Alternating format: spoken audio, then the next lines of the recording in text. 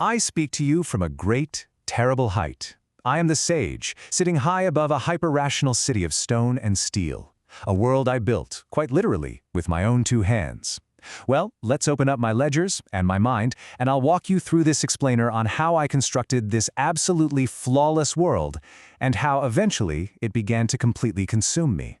You have to understand, I achieved a supreme height here within my hollow tower.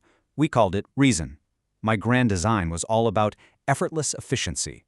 Frankly, there was just no room for the contamination of grief. Our granaries were completely full.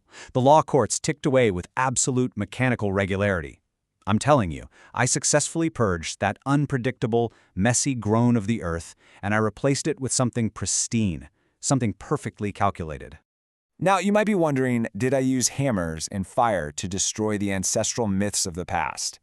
No, that would be barbaric, and honestly, terribly inefficient. Instead, I successfully evacuated society's spiritual core using something far sharper: sterile logic. I dismantled the old, crumbling temple through pamphlets, endless lectures, and a really slow, deliberate bureaucratic reclassification. I just labeled this sacred as irrational, and I mathematically erased it right out of existence. So, what was the ultimate payoff of all this perfection? Well, I look down from my ivory tower of rationalist supremacy at the citizens below, and I see only zero. They've been reduced to mere data, just math. They became what I coldly refer to as administered zeros. In my absolute pursuit of total control, I stripped away all their chaotic individuality and transformed them into perfectly calculable, perfectly empty digits. But here's where things started to slip. Underneath the shiny veneer of my incredibly successful, efficient city, I began to notice this strange flatness in the eyes of the inhabitants. Sure, they were physically secure, absolutely, but spiritually, they were completely famished. It was honestly as if the organ of longing, that messy, biological, spiritual necessity, had been surgically excised right out of their bodies. They were totally safe, yeah, but starving for actual meaning. This realization built into a moment of just absolute vertigo for me. I remember one day glancing across a simple clerk's desk and suddenly realizing the immense flaw in my flawless system. I felt it, a psychic vacuum so absolute it literally seemed to swallow the sun. This wasn't just some quiet, peaceful emptiness, No, it was a terrifying, suffocating realization that my great tower of reason was entirely hollow at its very core. Being a creature of reason, I had to precisely define what I had just uncovered. I called it the vacuum. In my city, you see, this wasn't a simple absence of meaning.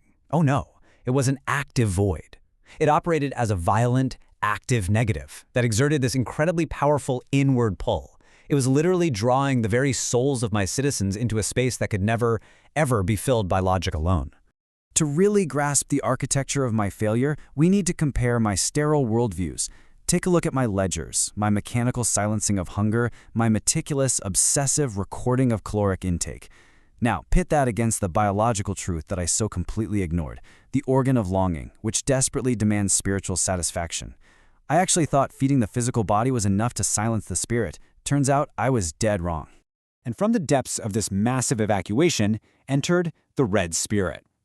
This was a haunting, spectral manifestation of the city's profound spiritual hunger, and it mocked my pristine ledgers. I saw it hovering over a clerk's completely full plate of food, and it just whispered this one simple truth: the answer is lacking. The Red Spirit showed me that I hadn't produced a fed man at all. I had only produced a muted man, a creature whose whole existence was just a record of calories, completely devoid of life's actual fire. Right alongside the spirit came the hound, and the hound looked upon my pristine city and delivered a frankly devastating judgment. It declared my entire creation to be a sterile trap for the spirit. It exposed how my so-called great reason was in reality just poor reason. It was nothing but a flimsy mask designed to cover up a vacuum that had hollowed out not just the ruled, but the ruler. It had completely hollowed out me. So this marked the true turning point in my descent. This is where the philosophy of Fichte became my actual lived nightmare. As I wandered into the dark, Gothic forest of my own unconscious, I encountered the Anstoß. This is the clash, the check. It's a reality that violently, aggressively refuses to be an administered zero. It was the sudden, undeniable resistance of raw life, pushing back against my sterile equations. I started to feel this intense, creeping dread. The very stone of my impenetrable tower began to crack, and it cracked with this terrible patience against the great reason of body and blood. My cognitive control, my precious hyper-rationalism, was crumbling to dust. Biological and spiritual truth was aggressively asserting its independence from my ledgers, and there was absolutely nothing my vast bureaucracy could do to stop it. Then I was struck by a terrifying Fichtean realization regarding the concept of the not I. See, without the not I, without an external, chaotic reality to push back against my own ego, I basically had no boundary. By trying to make the entire city a mere extension of my rational mind, my consciousness had actually expanded into infinity and was vanishing entirely into the void. I needed the resistance of the world just to exist at all. And this brings us to the horrific climax of my grand creation, identical vacancy. The hollow tower and I, the sage, had become completely indistinguishable from one another. We were just two towering structures, maintaining a vertical claim on significance. But inside, we were completely hollowed out, literally howling with the wind of the abyss. I had built a magnificent monument to nothingness, and I was entirely trapped inside it. So this was my Untergang, my inevitable descent. Now, did I fill that vacuum with empathy? Did I finally learn to care for the citizens? Absolutely not. After encountering the Anstoß and integrating my internal shame and shadow, I went a different route.